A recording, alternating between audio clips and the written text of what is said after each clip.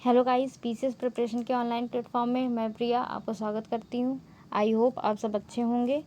तो देखिए, कल हम लोगों ने जो चैप्टर शुरू किया था 6ठी शताब्दी ईसा पूर्व का भारत, उसके हमने 20 क्वेश्चन कर लिए थे।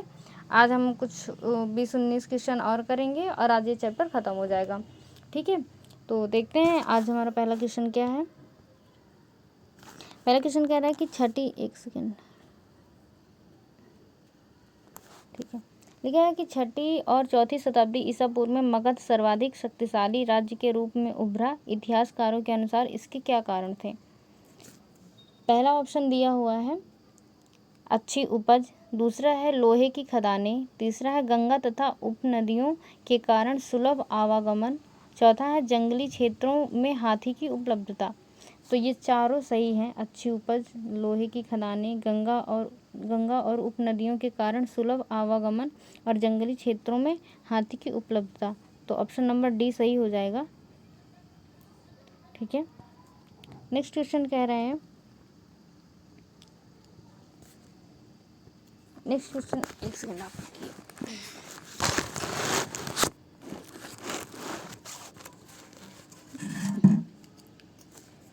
हमारा अगला क्वेश्चन क्या कह रहा है कि 6ठी शताब्दी ईसा पूर्व की आर्थिक स्थिति के संदर्भ में निम्नलिखित कथनों पर विचार कीजिए। पहला ऑप्शन दिया हुआ है कि लोहे के फाल वाले हलों का प्रचलन उपमहाद्वीपों के कुछ भागों तक ही सीमित था। तो पहला ऑप्शन हमारा सही हो जाएगा। दूसरा है नहरों के माध्यम से सिंचाई की जाती थी। ये वाला ऑप्शन भी सही है। तो ऑप्शन नंबर 1, 2 दोनों सही है। ऑप्शन नंबर सी इसका राइट आंसर हो जाएगा। नेक्स्ट क्वेश्चन कह रहा है कि 6ठी शताब्दी ईसा पूर्व की अर्थव्यवस्था के संदर्भ में निम्नलिखित कथनों पर विचार कीजिए। ठीक है, फिर लिखा है पहला ऑप्शन है कि व्यापारिक मार्गों पर व्यापारियों की सुरक्षा के बदले धन वसूला जाता था। तो सही है, ये पूछ रहा है ना, तो पहला ऑप्शन हमारा सही है। ठीक है, दूसरा कह रहा है धनी व्यापारियों को मसथुअन तथा सथवाह कहा जाता था। ये भी सही है। तीसरा है मसाले, कपड़े तथा जड़ी बूटियां अरब सागर के रास्ते भूमध्य सागरीय क्षेत्र तक पहुंचाई जाती थी। ये वाला ऑप्शन भी सही है।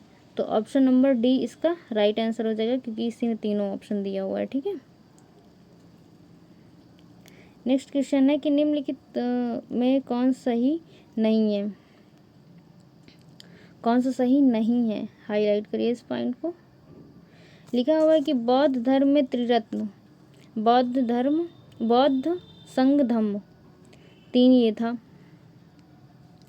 तो ये तो मतलब ये गलत है, त्रिरत्न ये नहीं थे। तो ये वाला ऑप्शन हमारा गलत हो जाएगा। दूसरा दिया जैन धर्म में मठों की स्थापना के लिए बसादी शब्द का प्रयोग किया जाता है। ये वाला तो सही है हमारा। फिर पूछ रहा है कैवल्य जैन धर्म की सर्वज्ञता की प्राप्ति है। ये भी सही है। चौथा अष्टांगिक मार्ग जैन धर्म में मानव दुखों को दूर करने का 8 सूत्रीय मार्ग है। ये वाला गलत है। जैन धर्म अष्टांगिक मार्ग बौद्ध धर्म में था, तो ये भी आपका गलत हो जाएगा। फिर दिया है मध्य मार्ग बौद्ध धर्म में विलासिता और तपस्या दोनों की अधिकता से दूर रहना है। तो ये वाला भी सही है। तो सही गलत कौन सा है, पहला और चौथा गलत है। तो ऑप्शन नंबर डी इसका राइट आंसर हो जाएगा। ठीक है, चलिए नेक्स्ट क्वेश्चन देखते हैं।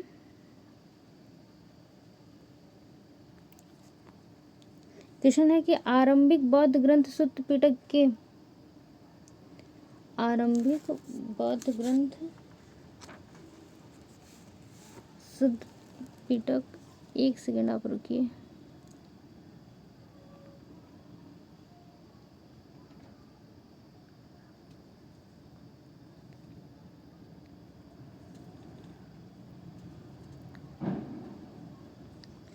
ठीक है, नेक्स्ट क्वेश्चन कह रहा है कि आरंभिक बौद्ध ग्रंथ सुत्त पिटक के अनुसार आनंद वनंद और सुखदा को देने वाला कौन है।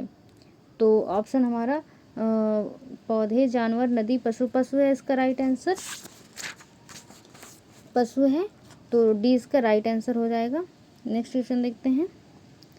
नेक्स्ट क्वेश्चन कह रहा है कि धर्म के प्रमुख संरक्षकों के संबंध में इनमें से क्या गलत है। अच्छा, गलत पूछ रहा है, पहले इसको हाईलाइट करिए, गलत पूछ रहा है। तो लिखा हुआ कि कौन सा गलत है? तो चंद्रगुप्त नहीं, कलिंग नरेश खारवेल ये बौद्ध धर्म से संबंधित थे, ये हमारा गलत है, ये वाला हमारा गलत है। फिर पूछ रहा है चंद्रगुप्त मौर्य जैन धर्म से, ये बौद्ध धर्म से थे, तो ये भी गलत है। फिर है नहीं, चंद्रगुप्त मौर्य ये वाला सही है, ठीक है, सॉरी हाँ,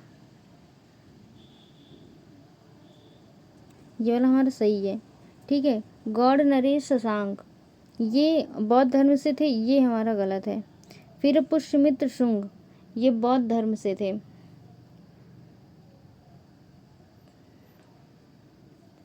ये बौद्ध धर्म से थे। गौड़ नरेश शशांक ये गलत है, ठीक है। गौड़ नरेश शशांक ये बौद्ध धर्म से संबंधित नहीं है। फिर पुष्यमित्र शुंग ये बौद्ध धर्म से, ये भी संबंधित नहीं है। हेलियोडोरस ये भागवत धर्म से, ये संबंधित है। तो पहला, तीसरा, चौथा ऑप्शन नंबर सी सही हो जाएगा, ठीक है। ये तीनों गलत है। फिर क्वेश्चन दिया हुआ है कि निम्नलिखित में से कौन सा महाजनपद नहीं है? चलिए बताइए। मगध, गंधार, पुहार, पंचाल। डी नंबर है, आपने इस नाम का कोई महाजनपद नहीं सुना होगा, पुहार, ठीक है। नेक्स्ट क्वेश्चन कह रहा है कि यह विद्रोह दक्षिण भारत के तत्कालिक सामाजिक और राजनीतिक व्यवस्था के खिलाफ उठा था, जिसे पांड्यों, पल्लवों और बादामी के चालुक्यों के संयुक्त प्रयास से ही दबाया जा सका। यह विद्रोह था, किसका विद्रोह था ये? तो यह विद्रोह चेर, कदम, कलभ्र और पश्चिमी गंग, ये कलभ्र का विद्रोह था, ठीक है, ये कलभ्र का था। नेक्स्ट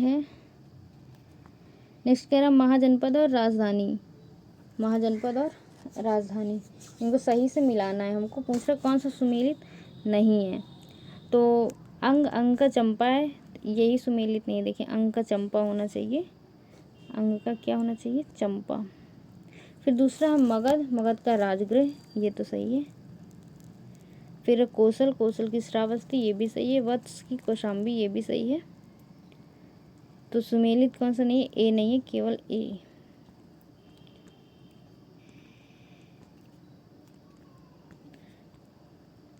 नेक्स्ट क्वेश्चन हमारा कह रहा है निम्नलिखित कथनों पर विचार कीजिए, ठीक है। लिखा है धातु मुद्रा का प्रचलन, लिखा है द्वितीय नगरीकरण से संबंधित है, ये भी पहले पढ़ी, द्वितीय नगरीकरण से संबंधित है। लिखा है धातु मुद्रा का प्रचलन, आबादी में भारी वृद्धि, लकड़ी और बाड़बंदी, तो ये तीनों नगरीकरण से, द्वितीय नगरीकरण से संबंधित हैं। तो ऑप्शन नंबर डी इसका राइट आंसर हो जाएगा।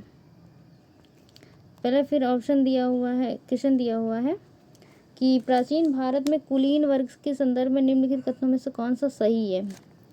सही उत्तर चुनिए। तो लिखा है यह सरकार का एक स्वरूप है जिसमें सत्ता का प्रयोग सभी लोगों द्वारा सामूहिक रूप से किया जाता है, ये हमारा गलत है, ठीक है। फिर यह महाजनपद गढ़ या संघ कुलीन वर्ग के थे, ये सही है। फिर महावीर और बुद्ध दोनों कुलीन वर्ग से संबंधित थे, ये भी सही है। तो ऑप्शन नंबर इसका सी, दूसरा तीसरा सही है, सी इसका राइट आंसर हो जाएगा। फिर नेक्स्ट क्वेश्चन दिया हुआ है गहपति के संदर्भ में निम्नलिखित कथनों में से कौन सा सही है, ठीक है। लिखा है वह घर का प्रमुख होता था, कौन? गहपति क्या होता था? वह घर का प्रमुख होता था, तो ये सही बात है। दूसरा है कि इस पद का प्रयोग शहरी कुलीन वर्ग से आने वाले लोगों की परिस्थिति को इंगित करने के लिए किया जाता था, ये भी सही है। फिर है भूमि पर काम कराने के लिए वह दासों और किराए के श्रमिकों को नियोजित करते थे, ये भी सही है। तो ऑप्शन नंबर डी इसका भी सही हो जाएगा, तीनों सही है, ठीक है। नेक्स्ट क्वेश्चन हमारा कह रहा है कि प्राचीन इतिहास में राजनीतिक प्रणाली के संदर्भ में गण संघों के संबंध में निम्नलिखित कथनों पर विचार कीजिए। लिखा यह एक राजतंत्रीय राज्य प्रणाली, सही पूछ रहा है, यह एक राजतंत्रीय राज्य प्रणाली थी, तो ये गलत है। दूसरा, बुद्ध और महावीर दोनों ही गण संघ राज व्यवस्था से संबंधित थे, ये हमारा सही है। तीसरा बोल रहा है गण संघ मध्य गंगा के मैदानों में अवस्थित थे, ये गलत है। तो ऑप्शन नंबर बी इसका राइट आंसर हो जाएगा, केवल बी सही है। ठीक है, नेक्स्ट क्वेश्चन कह रहा है कि 6ठी शताब्दी ईसा पूर्व में भारत में हुए धार्मिक सुधार आंदोलनों के क्या कारण थे, जिसमें पहला ऑप्शन दिया हुआ है कि नवोदित वैश्य वर्ग में वैदिक धर्म के प्रति आलोचनात्मक दृष्टिकोण का विकास।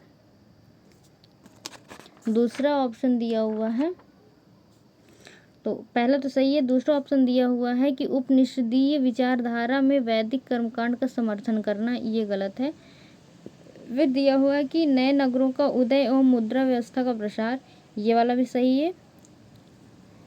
और फिर बोल रहा है कि लौह तकनीकी का विकास, ये वाला भी सही है। तो 1, 3, 4 ऑप्शन नंबर ए सही है, 1, 3, 4 इसी में है। अगला क्वेश्चन हमारा कह रहा है कि अग्रहार के संदर्भ में निम्नलिखित कथनों में से कौन सा सही है। तो इसमें दिया हुआ है कि ये अग्रहार मतलब है क्या, पूछ रहा है क्वेश्चन। अग्रहार क्या है? यह ब्राह्मण को दी गई भूमि थी, यह एक सेना प्रमुख को दी गई उपाधि थी, यह संतों के ठहरने का एक स्थान था, यह सिर्फ महिलाओं का एक गांव था। तो ना ये महिलाओं का गांव था, ना ये संतों के ठहरने का स्थान था, और न सेना प्रमुख को दी गई उपाधि है। ये है ब्राह्मण को दी जाने वाली भूमि। अग्रहार क्या है? अग्रहार ये क्या है? ब्राह्मण को दी जाने वाली भूमि।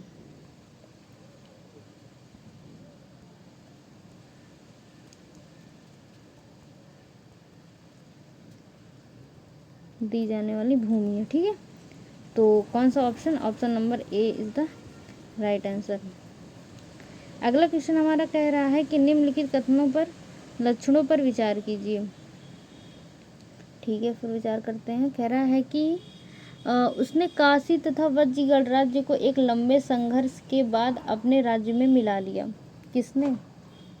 अच्छा, नीचे दिया हुआ है कि उपर्युक्त लक्षणों में किससे संबंध किससे है, ये पूछ रहा है। ठीक है, तो किसने ऐसा किया ये बताना है। तो इसने लिखा है उसने काशी तथा वज्जीगढ़ राज्य को एक लंबे संघर्ष के बाद अपने राज्य में मिला लिया। फिर है कि उसके मंत्री वत्सकार के लिच्छवियों ने फूट डालकर वज्जीगढ़ राज्य पर विजय प्राप्त की। फिर इस युद्ध में उसे रथ मूसल तथा महाशिलाकंटक नामक हथियारों का भी उपयोग किया। तो मुझे लगता है कि अजातशत्रु इसमें राइट आंसर हो जाएगा, बी। क्योंकि अभी ये वाला तो ऑप्शन मैंने पहले ही बताया था आपको, है ना। अभी पहले क्वेश्चन था जिसमें मैंने बताया था, ये आज नहीं कल बताया था कि वज्ज और काशी इसको अपने राज्य में मिला लिया था अजातशत्रु, और ये दोनों भी इसी के ही हैं। तो अजातशत्रु इसका राइट आंसर हो जाएगा। अगला क्वेश्चन दिया हुआ है कि 6ठी शताब्दी ईसा पूर्व में मत्स्य महाजनपद स्थित था। मैंने अभी कल की क्लास में भी बताया था कि ये पश्चिमी भारत में स्थित है। मत्स्य महाजनपद कहाँ स्थित है? पश्चिमी भारत में। तो पश्चिमी भारत में राजस्थान है, पश्चिमी भारत में स्थित है। ठीक है, अगला क्वेश्चन कह रहा है कि राजकुमार जो अपने पिता की मृत्यु के लिए उत्तरदायी थे, अजातशत्रु, ये भी मैंने कल बताया था कि ये पिता की हत्या करके पिता की हत्या करके राज्य पर अधिकार कर लिया था, राज्य पर अधिकार कर लिया था। तो ए इसका राइट आंसर हो जाएगा। ठीक है, अगला क्वेश्चन दिया हुआ है महाजनपद और उसकी राजधानी बतानी है। तो देखिए मत्स्य, ये आया हुआ क्वेश्चन है, ये आया हुआ क्वेश्चन है,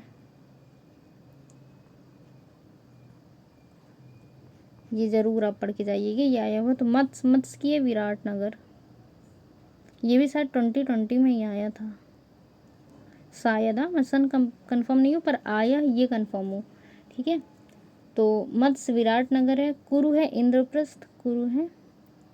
दो मिलाया तो पहले मैच करवाते हैं कॉलम में। तो एक का 3 देखिए 3 2 में है, लास्ट वाला कट हो जाएगा, ये वाला कट हो जाएगा। तो मत्स्य का विराटनगर है, तो ए का 3, ए का 3, ठीक है, इन दोनों में है। कुरु का इंद्रप्रस्थ 4, ये वाला ऑप्शन नंबर सी इसका राइट आंसर हो जाएगा। सूरसेन मथुरा, अश्मक पोतन, तो पता चला आपको, सी इसका राइट आंसर हो जाएगा। ठीक है, तो ये आज का लास्ट क्वेश्चन था। सो